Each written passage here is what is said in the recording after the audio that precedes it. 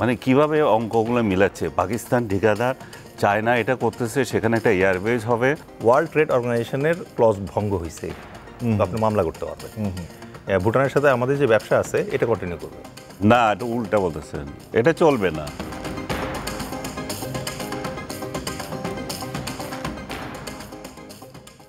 আজকে একটা নিউজ এসেছে, সেটা হলো বাংলাদেশের ট্রান্সশিপমেন্টের সুবিধা বাতিল করেছে ভারত। তার মানে আমরা নেপাল ও ভুটানে পণ্য যাওয়ার সুযোগ যে ছিল স্থলপথ বন্ধ করে, সেটা বন্ধ করে দেওয়া হলো এই সুযোগটা। তো আপনার প্রতিক্রিয়াটা আগে জানি যে আমাদের এই এমন সময় এই খবরটা আসলো, কয়েকদিন আগেই ডক্টর ইউনূস ও মোদির বৈঠক হয়েছে এবং এই যে নেটওয়ার্ক এই রিজনে সেটা নিয়েও আলোচনা চলছিল। আপনার প্রতিক্রিয়া জানতে চাই। এই সুবিধা বাতিল করার কারণ কি? আমাদের সাথে যখন সম্পর্ক নিয়ে উন্নয়নের কথা হচ্ছে, এই বিষয়টাকে কিভাবে দেখেন? এটার সাথে রিসেন্ট যে বৈঠক হয়েছে ডক্টর ইউনূস এবং মোদির আপনার ব্যাংককে, তার সাথে আমি কোনো সম্পর্ক দেখছি না। এটা হচ্ছে যে ডক্টর ইউনূস গত ২৬ থেকে ২৯ মার্চ যে চীন সফর করলেন, সেখানে চীনের আপনার বিজনেসম্যানদের সাথে এক বৈঠকে উনি যে মন্তব্য করেছিলেন যে আমরা হচ্ছি সেভেন সিস্টারের একটা ইয়েতে গার্ডিয়ান অফ দ্য ওশান, প্রবেশের ক্ষেত্রে আমরা হচ্ছি গার্ডিয়ান, বা যেভাবে বুঝুক সেটা, যে উনি আসলে ওশানের বলতেছেন, ওশান তো আসলে আমাদের নাইও, যে উনি যেটা বে অফ বেঙ্গলকে বুঝিয়েছিলেন এবং আমরা যে সেখানে তাদেরকে এই সুবিধাটা দিচ্ছি এবং সেটা চাইনিজদেরও সেই সুবিধা তারা নিতে পারে, সেটা একটু কথা উদাহরণ হিসেবে দিয়েছিলেন। কিন্তু আমাদের সাথে যে ভারতের এখন যে সম্পর্ক, তাতে করে এটাকে নেগেটিভলি দেখার ওরা স্কোপ নিয়েছে আর কি। এই সুযোগটা নিয়ে তারা এটাকে প্রচার করছে যে এই যে অন্যভাবে যে চায়নার যে প্রভাব আমাদের এখানে উঠে এসছে, আমাদের লালমনিরহাটে যে একটা এয়ারপোর্ট একটা পুনঃসংস্কার করার যে চিন্তা ছিল, যার কিছু দূরে তাদের সেই মানে চিকেন নেক, এবং এই পোর্টটা আবার চায়না করে দেবে। তো সব কিছু মিলে তারা কিছু অঙ্ক তৈরি করছে এবং এটাও করছে যে আমি আরেকটা নিউজে দেখলাম ওই পোর্টটা যে ঠিকাদার হচ্ছে পাকিস্তান। মানে কিভাবে অঙ্কগুলো মিলাচ্ছে, পাকিস্তান ঠিকাদার, চায়না এটা করতেছে, সেখানে একটা এয়ারবেজ হবে এবং তাদের এই ২২ কিলোমিটারে যে চিকেন নেক, সেটা একটা দুশ্চিন্তার মধ্যে পড়ে গেল। বাংলাদেশ একটা থ্রেট তাদের জন্য, এবং সেভেন সিস্টারকে তারা বিচ্ছিন্ন করতে চায়। এদিক দিয়ে অরুণাচল অনেকটা চায়না দাবি করে যে তাদের সব কিছু মিলে এটা একটা নেগেটিভ প্রচারের ক্ষেত্রে তারা ভূমিকা নিয়েছে। এবং আপনি আরও যদি খেয়াল করে থাকেন, ডক্টর ইউনূস ক্ষমতা গ্রহণের ঠিক আগেই এনডিটিভির সাথে একটা সাক্ষাৎকারও কিন্তু এই চায়নার এই সেভেন সিস্টার নিয়ে মন্তব্য করেছিলেন, এবং সেটা অনেকটা আমি বলবো যে অকূটনৈতিক সুলভ এক ধরনের ছিল যে ভারত যদি এটা করে, আমাদেরও তো আছে যে সেভেন সিস্টার আমাদের উপর নির্ভরশীল, এই জাতীয়। সো আমি মনে করি যে পরস্পর দুইটা দেশ পাশাপাশি থেকে আমরা একজনের প্রতিবেশী, আমাদের ল্যাঙ্গুয়েজগুলো আসলে একটু খেয়াল করা দরকার। আমাদের ইন্টেনশন কি আর ল্যাঙ্গুয়েজে বলতেছি কি। ডক্টর ইউনূস যেটা বলছে খুবই একটা ইনোসেন্ট থেকে বলেছে, আমি ওনাকে যেভাবে রিড করে, এখানে কোনো ইন্টেনশন কোনো খারাপ কিছু না। কিন্তু ইন্ডিয়ান আমলারা সেটাকে খারাপভাবে নিয়েছে, ইন্ডিয়ান মিডিয়া সেটাকে প্রচার করে এটাকে নেগেটিভ বানিয়েছে। এটার জন্যই কি তারা এই যে আমাদের এটাই আমি শিপমেন্ট সুবিধা বাতিল করলো, আমি এটাই আসতেছি। তার প্রতিক্রিয়া হিসেবে তারা দেখাতে চায় যে ল্যান্ডলকের কথা বলছো, তাহলে আমরা ল্যান্ডলক যারা আরও 3টা কান্ট্রি, আপনি 2টার কথা বললেন যে নেপাল এবং ভুটানের কথা, এর মধ্যে মায়ানমারও অন্তর্ভুক্ত আছে। মায়ানমারও কিন্তু আমরা আমাদের ল্যান্ড ইউজ করে, ওদের ল্যান্ড ইউজ করে আমরা যেতে পারছি। সো আমরা এই 3টা দেশে যে আমাদের বাণিজ্যিক সুবিধা, সেটা তারা বন্ধ করে দিয়েছে। এই বন্ধ করে দেওয়া গতকাল, এটা 8 তারিখের একটা সার্কুলার ছিল, এবং এটা 2020 সালে কিন্তু এইটা নিয়ে বাংলাদেশের সাথে তাদের চুক্তি হয়েছে, এবং সেই প্রেক্ষিতে কিন্তু এই 2-3টা দেশে কিন্তু আমরা আমাদের বাণিজ্যিক যেই সুবিধা আমরা সেটা নিচ্ছিলাম। এখন আপনি বলবেন যে এটা কি শুধু আমরা ক্ষতিগ্রস্ত হলাম? না, এটা কিন্তু ভারত এই পদক্ষেপ নেওয়ার মধ্য দিয়ে নেপাল এবং ভুটানকে কিন্তু ক্ষতিগ্রস্ত করলো, কারণ রিয়েল ল্যান্ডলক কান্ট্রি হচ্ছে ওই 2টা। এবং WTOর যে সত্য আছে সেখানে কিন্তু এটা বিরোধী, এবং ভারত যে এটা করেছে এটা WTOর বিরোধী একটা সিদ্ধান্ত নিয়েছে। এখন তার প্রভাব আছে, তার শক্তি আছে, সে নিয়েছে, কিন্তু এটা যদি ইন্টারন্যাশনাল আদালতে যায়, এটা নিয়ে যদি কোশ্চেন ওঠে, তাহলে তুমি কোনো একটা দেশকে, ল্যান্ডলক কোনো দেশকে অন্য দেশের সাথে বাণিজ্য রিজার্ভশন তুমি করতে পারো না। ভারত কিন্তু এই জায়গায় কি জবাব দেবে আমি জানি না, এবং তাদের কোনো জবাবও নাই। তো সার্বিকভাবে আমি মনে করি যে এই সিদ্ধান্তটা খুবই নিম্নরুচির হয়েছে। যখন বাংলাদেশের দুই সরকার প্রধান একসঙ্গে বসে সম্পর্ক আরও কীভাবে এগিয়ে নিয়ে যাবে সেই চিন্তা করছিল, সেই জায়গায় ভারত এখানে একটা বাধার সৃষ্টি করেছে মনে করি আমি। জি, আপনি কিভাবে এই স্টেপটা দেখেন? বাংলাদেশের ট্রান্সশিপমেন্টের সুবিধা বাতিল করলো ভারত, যেটা এখানে চিকেন নেক প্রসঙ্গ আসছে। আনিস আলমগীর যেটা বলেছে যে এটা সম্ভবত ওই প্রতিক্রিয়া হতে পারে যেটা সেভেন সিস্টার্স নিয়ে ডক্টর ইউনূসের বক্তব্য। আপনি যেমন আনিস আলমগীর ভারতের অঙ্ক মেলানোর কথা বলছে, তাদের হিসাবে অঙ্ক, কিন্তু বাংলাদেশে তো অঙ্ক মেলানোর বিষয় আছে। তা আপনি এইটাকে কিভাবে ব্যাখ্যা করবেন? ধন্যবাদ। জনতার দলের পক্ষ থেকে আমাদের দর্শক শ্রোতা যারা আছেন তাদের সবাইকে সালাম জানিয়ে, শুভেচ্ছা জানিয়ে শুরু করছি। আপনি যে প্রশ্নটি করেছেন যে আমাদের এই ট্রান্সশিপমেন্ট সুবিধা আজকে বন্ধ হয়ে যাওয়ার, যেটা 2020 সালে শুরু হয়েছিল, এবং এই ট্রান্সশিপমেন্ট সুবিধা থাকার কারণে আমরা দুই ধরনের সুবিধা পেতাম। নাম্বার ওয়ান সুবিধা হচ্ছে যে নেপাল, ভুটান এবং মায়ানমার এই তিনটা কান্ট্রির সাথে আমাদের ব্যবসায়িক যে ট্রেড চলাচল এটা করা সম্ভব হতো। দ্বিতীয়ত খুব ইম্পর্ট্যান্ট একটা জিনিস ছিল, সেটা হচ্ছে যে ইউরোপিয়ান কান্ট্রি এবং আমেরিকান কান্ট্রিতে আমাদের যে গার্মেন্টস এক্সপোর্টগুলো যায়, এটা একটা বড় অংশ যায় হচ্ছে দিল্লি এয়ারপোর্ট হয়ে। সুতরাং এই ট্রান্সশিপমেন্ট বন্ধ হওয়ার কারণে এখন এটা আটকা পড়ে যাবে। তো ভারত এটা অত্যন্ত পরিকল্পিতভাবে করছে, এবং পরিকল্পিতভাবে করছে এই কারণে আমি বলবো সেটা হচ্ছে যে প্যাটার্নটা আপনাদের সামনে আমি তুলে ধরি। 5ই আগস্ট শেখ হাসিনা যখন এখান থেকে পালালেন, তখন শেখ হাসিনাকে ভারত ওখানে স্থান দিলেন, এবং শেখ হাসিনার মাধ্যমে ভারত যে পরিকল্পনাটা বাংলাদেশে বাস্তবায়িত করার চেষ্টা করেছিল যে বাংলাদেশ হবে ভারতের ট্রানজিট এবং করিডোর হাব। কেন? মেইনল্যান্ড ইন্ডিয়া থেকে যেন সেভেন সিস্টার্সে তারা যাওয়া আসা করতে পারে, সেই জন্য সকল ট্রানজিট আমাদের ভেতর দিয়ে যাবে। সমস্যাটা হয়ে গেছে যে শেখ হাসিনা যতদিন ছিলেন, উনি যেভাবে বলেন অথবা বলতেন যে ভারতকে যা দিয়েছি তা তারা আজীবন মনে রাখবে, অত্যন্ত স্বল্প খরচে ভারত বাংলাদেশের মধ্য দিয়ে এই ট্রানজিট এবং ওই করিডোর সুবিধাগুলো আদায় করে নিচ্ছিল একে একে। এই সুবিধাগুলো সব রহিত হয়ে গেল যখন শেখ হাসিনার পতন ঘটল।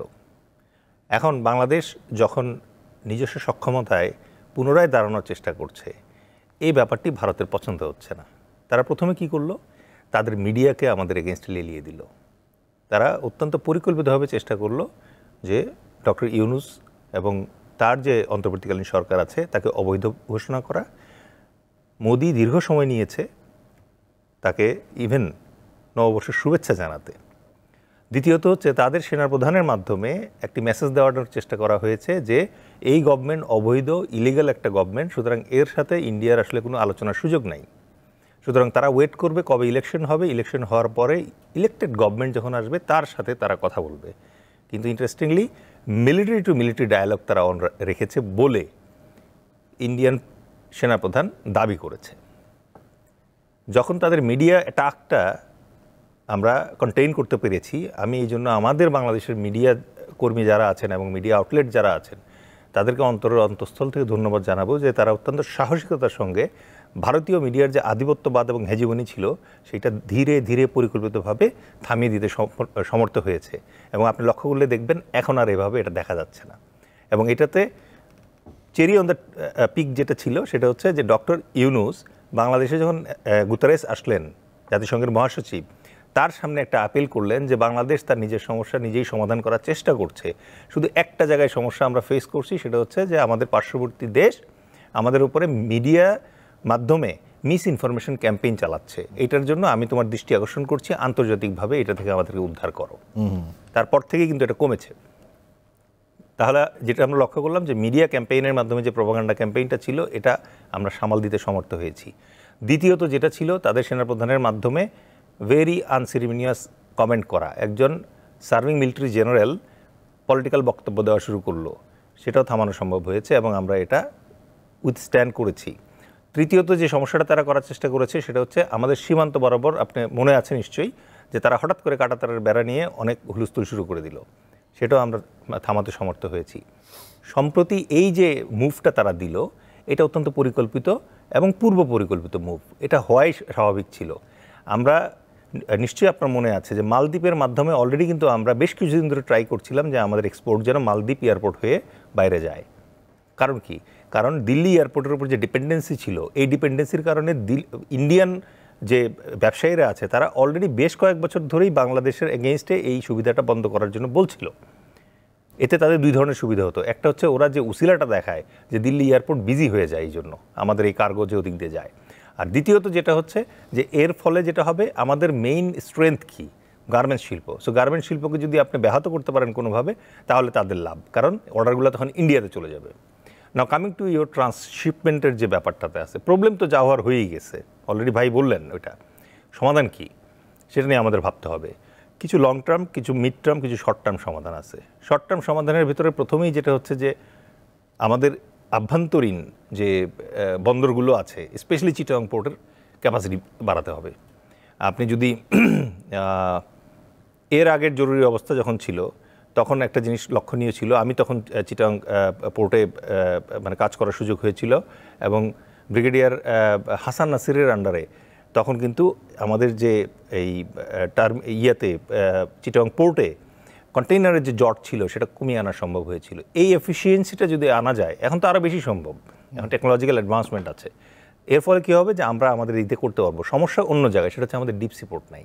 তো ডিপ সি পোর্ট না থাকলে পরে আমাদের প্রথম যেটা ট্রাই করতে হবে, মালদ্বীপের সঙ্গে যে আমাদের ব্যবস্থাটা ছিল এই ব্যবস্থাটা কন্টিনিউ করতে হবে, নাম্বার 1। নাম্বার 2 হচ্ছে আমাদের আরও অল্টারনেটিভ খুঁজে বের করতে হবে, যেটা হচ্ছে সিঙ্গাপুর এবং মালয়েশিয়া। এই দুটো একটু স্লো হবে, একটু খরচে হবে, বাট রাইট নাও যেহেতু ইন্ডিয়া দিচ্ছে না, সুতরাং এই দুটোতে ট্রাই করা যেতে পারে। ইন্ডিয়া দিচ্ছে না এই কথা, সরি আমি জাস্ট একটু শেয়ার করার জন্য। ইন্ডিয়া দিচ্ছে না কি, ইন্ডিয়ার যে আজকে যেটা করলো সেটা কিন্তু তাদের দেশে যাওয়ার ক্ষেত্রে কোনো বাধা নেই। তৃতীয় কোনো দেশে আমরা যেতে পারবো না, তাদের সাথে আমাদের ট্রান্সশিপমেন্ট এগুলো কোনো সমস্যা না। আমরা তো নিউ দিল্লিতে আমাদের প্রোডাক্ট পাঠাতাম ইন্ডিয়ার জন্য না, এটা আমাদের ইউরোপিয়ান মার্কেটে যেত না। এখন যে দেশেরই হোক, ইন্ডিয়ার মধ্য দিয়ে অন্য দেশে যেতে পারবে না। আমি এটা মানে 100% বলতে পারি না যে সেটা নয়াদিল্লিকে ইউজ করতে দেবে না। এটা অন্য ল্যান্ডলক কান্ট্রির সাথে আমরা যেটা করছি সেটাতে তারা বাধা দিচ্ছে। এটা কিন্তু আজকে এটা ক্লিয়ার করে দিছে যে শুধুমাত্র নিউ দিল্লিতে ইউজের যে ব্যাপারটা আছে এটা স্টপড হবে, বাট নেপাল, মিয়ানমার এবং ভুটানের সাথে আমাদের যে ব্যবসা আছে এটা কন্টিনিউ করবে। না, এটা উল্টা বলতেছেন, এটা চলবে না, এটা চলবে না। না না, এখানে বলছে যে ওদের সাথে চলবে। বাংলাদেশের ট্রান্সশিপমেন্ট যে সুবিধা ছিল নেপাল ও ভুটানে, সেইটা সুযোগ বন্ধ করে দিচ্ছে। হ্যাঁ, এটা উল্টা বলতেছেন আপনি। না না না, আমার মনে হচ্ছে যে না না না না, এটা আমি পড়েছি, এটা নিউজটা আমি পড়েছি যে ক্লজে আসছে যে আপনি তৃতীয় দেশে পাঠাতে পারবেন না। ওর দেশে পাঠাতে কোনো অসুবিধা নাই। তাহলে ওটা যদি করে তাহলে আমরা 7 সিস্টারই তো যেতে দেবো না, তা এটা তো অন্য জিনিস। বাংলাদেশ থেকে আপনি ভুটানে যদি পাঠান তাহলে তৃতীয় দেশে পাঠাচ্ছেন না, আপনি দ্বিতীয় দেশে পাঠাচ্ছেন। সেটাই তো, আমরা ইন্ডিয়া, বাংলাদেশ, ভুটান 3 দেশ হলো না, তারা বলছে 2 দেশের মধ্যে হবে, তৃতীয় দেশ হবে না। আচ্ছা, এটা যদি যেটা ভারত যেটা করছে যে বাংলাদেশের উপর একটা রেস্ট্রিকশন তৈরি করছে, এখন রেস্ট্রিকশনের বিপরীতে আমাদের এখন রিভিজিট এখানে যেটা না না না, আপনি 100% তো ইয়ে থাকতে পারেন এটা তৃতীয় দেশের জন্য। কারণ ওই জায়গায় স্পেসিফিক্যালি যেটা বলা আছে যে কেন দিল্লি এয়ারপোর্ট এখানে কোশ্চেন আসছে না, আপনার এই প্রশ্ন থাকতে পারে, কারণ আমি যদি দিল্লি ইউজ করে অন্য জায়গায় পাঠাতে পারবো কিনা সেই প্রশ্ন যদি হয় হইতে পারে, কিন্তু ইয়ে না। আমি এখানে মালদ্বীপের কথা কেন বলতেছি, কেন সিঙ্গাপুর এবং মালয়েশিয়া, মালদ্বীপ আমাদের নিতে হবে। মালদ্বীপ তো তারা দীর্ঘদিন থেকে প্রোপাগান্ডা করছে যে মালদ্বীপে কেন যাচ্ছে। আসলাম যেটা যে আপনার এই থার্ড কান্ট্রি ট্রান্সশিপমেন্ট যেটা, সেটা হচ্ছে যে আপনি ইন্ডিয়ান একটা পোর্ট ইউজ করে যে পণ্যটা আপনি ইউরোপিয়ান মার্কেটে পাঠাচ্ছেন এটা বন্ধ করার চেষ্টা করতেছে, যেটা দিয়ে এই শিপমেন্ট বন্ধের জন্য অল্টারনেটিভ ক্রিয়েট করতে হবে। আর আমাদের নিজস্ব যে পোর্ট আছে তার সক্ষমতা বাড়াইতে হবে। 2 নম্বরে ইম্পর্টেন্ট যে জিনিসটা আমাদের করতে হবে সেটা হচ্ছে যে আমাদের ইন্টারনাল যে পোর্টগুলো আছে, স্পেশালি মংলা এবং চিটংয়ের, এটা ইন্টারনাল ক্যাপাসিটি বাড়াতে হবে। মিড টার্মে যেটা আপনি করতে পারবেন সেটা হচ্ছে যে ওয়ার্ল্ড ট্রেড অর্গানাইজেশনের ক্লজ ভঙ্গ হয়েছে এখানে, তো আপনি মামলা করতে পারবেন। সো আপনি এই জায়গায় শুধুমাত্র মামলা করলে কিন্তু আপনার জেতার সম্ভাবনা কম, কারণ এটা দীর্ঘসূত্রিতায় চলে যাবে। বরং আমি যেটা সাজেস্ট করব সেটা হচ্ছে যে এক্ষেত্রে এফেক্টেড কান্ট্রি কারা কারা, মালদ্বীপ, নেপাল, ভুটান এবং মিয়ানমার, এই 3টা কান্ট্রিকে একত্র করে, অথবা মিয়ানমারকে যদি আনা নাও যায় তারপরেও ওই নেপাল, ভুটান এবং বাংলাদেশ 3জন মিলে জয়েন্টলি একটু নেগোশিয়েট করতে পারে ইন্ডিয়ার সাথে। This is not a trade war. ওরা একটা ট্রান্সশিপমেন্ট ফ্যাসিলিটি যেটা 2020 সাল থেকে দেওয়া শুরু করছিল, তার আগে কিন্তু বাংলাদেশ ছিল, চলছে, নেপাল ভুটান ছিল, চলছে। সুতরাং আবার এটা রিভাইভ করা যায় কিনা ওটা নেগোশিয়েট করার চেষ্টা করা হবে। লং টার্মে আমাদের যেটা করতে হবে সেটা হচ্ছে লালমনিরহাট এয়ারপোর্টকে আন্তর্জাতিক ক্যাপাসিটি সম্পন্ন করতে হবে, যেন ইন্ডিয়ান ল্যান্ড ইউজ না করেই আমরা ওখান থেকে সরাসরি আমাদের বিমানের মাধ্যমে নেপাল ভুটানে আমাদের পণ্য পাঠাতে পারি খুব শর্ট ডিস্টেন্স। একই সাথে যেন আন্তর্জাতিক বাজারও আমরা করতে পারি। এবং ভাই অলরেডি যেটা কাভার করলেন কিছু অংশ, সেটা হচ্ছে যে পাকিস্তান এবং চায়নার সহায়তা নিয়ে এই পরিকল্পনাটা এখানে করা হচ্ছে। এখানে সবশেষে একটা নোক্তা দিয়ে রাখি আপনাকে, ভারতের চিকেন নেক নিয়ে আমাদের কোনো আগ্রহ নেই, কারণ বাংলাদেশ সম্প্রসারণ যে বাদ আছে, এক্সপানশনিস্ট একটা কান্ট্রি না। We do not want to attack someone. ওরা একটা কিন্তু তার sensation যে create চিকেন করে নেক আর কি। আছে, এই চিকেন নেকের উপর প্রেশার কার? এই চিকেনের উপর প্রেশার হচ্ছে চায়নার প্রেশার। কারণ সাউথ তিব্বত বলতে আমরা যেটাকে জানি, যেটাকে ভারত বলে অরুণাচল, সেই জায়গাটার উপরে চায়নার আধিপত্য আছে এবং 1962 সালে চায়নার কাছে তারা পরাস্ত হয়েছে, সামরিক যুদ্ধে পরাস্ত হয়েছে। সুতরাং এই চিকেন নেকের আশেপাশে চায়নার যখন থাকে, ইনভলভমেন্ট থাকে এবং প্রেজেন্স থাকে, অলরেডি তিব্বতে আছে, তার মানে কি চিকেন নেকের ওপরে আছে, এবং নিচে যদি লালমনিরহাটে আসে তাহলে এটা তাদের জন্য একটা আতঙ্কের ব্যাপার।